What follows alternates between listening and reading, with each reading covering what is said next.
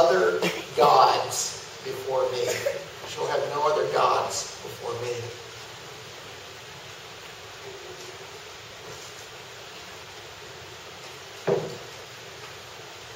A few years before things changed in Russia, when the communists were still in control, there was a Christian whose name was Pavel Palaz. And this is what he said about Christians who are living in Russia underneath the threat of persecution. In Russia, Christians are tested by hardship. But in America, you are tested by freedom. And testing by freedom is much harder. Nobody pressures you about your religion. So you relax and are not so concentrated on Christ, on His teaching, and how He wants you to live. What Palaz is saying is that the persecution in old Russia underneath the communist system helped to ensure that Christians were genuinely committed towards Jesus Christ. They would have to think about the persecution that they might endure for being a Christian, and then they had to make a choice. They had to say, is this something that I am willing to die for? And then they looked at Christ and they would say, yeah, and it's going to be worth it. Even if I have to pay the ultimate penalty, it is something that is going to be worth it. And then Paul says that situation is better for Christianity than people in America have it. And listen to the way that he is talking about this. He says that in America, nobody pressures you about your religion, and so you relax and you aren't so concentrated on Christ. When you live in a free society, whether it's America, or whether it's the Philippines, or whether it's Okinawa, the very freedom that you have can become a threat to your Christianity. That freedom should make you more zealous to serve Christ. You should look out and you should say, I am free to do the things that God requires me to do, and so I'm going to embrace that freedom, and I'm going to do everything that I can in order to make Christ known. But instead, the freedom can make us relax.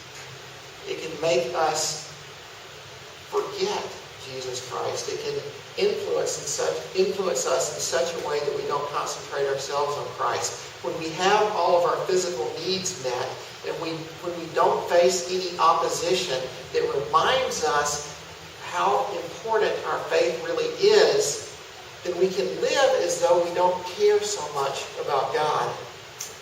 So ironically, this freedom that we have here in Okinawa, this freedom that we have is something that can end up tempting us to be enslaved once again to the things of this world. When we're able to do whatever we want to do, there's a tendency to begin to worship the things of this world, the very things that we should not be worshiping. The first commandment is a declaration of freedom. The first commandment says this, you shall have no other gods before me. We have been freed from sin in order to love God and serve Him. God has freed us so that we can be His and His alone. And in light of that freedom, we must not worship other gods. As we talk about this first commandment, we're going to talk about two things. We're going to talk about the fact that because God is your God, you should act as free men. And then we're going to talk about the fact that because God is your God, you must love Him alone. I am the Lord your God, who has brought you out of the land of Egypt, out of the house of slavery. You shall have no other gods before me. The people of Israel have been set free from Egypt for a purpose, to serve God and serve Him alone. They have been set free from sin in order to serve God and serve Him alone. And so in light of this freedom, they must ally themselves with the one God, the one who brings them freedom. He is the one who has given them the ability to do what they really need to do. And that is true freedom. But there is a major challenge that they have as they are thinking about serving this one God. They're going to be tempted to serve the gods of Egypt and to serve the gods of Canaan. And this becomes a constant concern throughout the entire Old Testament. And it is a concern that is addressed right here in the first commandment. God requires his people to serve him exclusively. And so he says, having been set free from other gods, whatever you do not enslave yourselves to these gods again. So let's talk for a moment about what these gods were like and how they were worshipped. And that's going to help us to understand how these gods could enslave the people of Israel once again. There was a traditional religion that existed in Egypt and in Canaan. And this traditional religion held the people that worshiped in this traditional religion in bondage. In Egypt, they worshipped a lot of different spirits. They worshipped a lot of different gods. And one of those gods was the god Shu, who was the spirit of the air. They had a lot of gods that were associated with things in this world. And there's a tendency within the traditional religions to worship the gods that are associated with rocks and with trees and with rivers. And they did something similar to that as they worshipped Shu, the spirit of the air. There was also the god Sekhmet, which was a female lion spirit. And this was a god that was said to be able to give power. And so as people worship the god Sekhmet, then they would be able to gain power.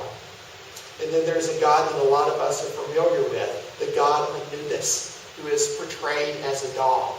And so when you see those pictures of Egypt, you see the picture of the god, the idol of the god that looks sort of like a dog, then that is the god Anubis. And this god was said to be associated with death. In this particular part of the world, wild dogs would often go and eat the dead animals that were lying out. And the god Anubis was associated with this. It was the scavenging god. And they believed that if you could do the things in order to control Anubis, you could actually have some sort of new life after death. And so Anubis was very important to them. The Canaanites had a traditional religion in which they worshipped many spirits as well. One of these is the god Baal. He is said to be the Lord of heaven. He was thought to be the god of the thunder and the rain. And then there was a female counterpart to Baal. Her name was Astarte. And she was the god of fertility and the god of war. The spirits were believed to have influence over everything that happens in this life, either for good or for evil. And this was really important because this was one of the ways in which they answered the very important questions in life. Let's say that there's a thunderstorm and it causes some damage. Let's say that there's an accident and someone gets hurt. Let's say that someone gets sick. One of the questions you have to answer when these sorts of things happen is the question, why did this happen to me? It's the sort of a question that you can't leave unanswered. And within Egypt and within Canaan, within these traditional religions, they had an answer for that question. They said, when these bad things happen, we have done something that has brought offense to one of the spirits. They believed that there was an earthly physical world that we could call this world. And then there was another world that we might call the spiritual world, where all of the spirits lived. And these worlds were very, very closely connected, so that the spirits were able to influence the things that happen in this world. And so that human beings are able to influence the things that happen within the spiritual world. And so whenever there was an accident or something like that, then they would say that the spirits have caused that accident. Whenever there is a sickness, they would say the spirits have caused that sickness. So the spirits from the other world are able to influence this world.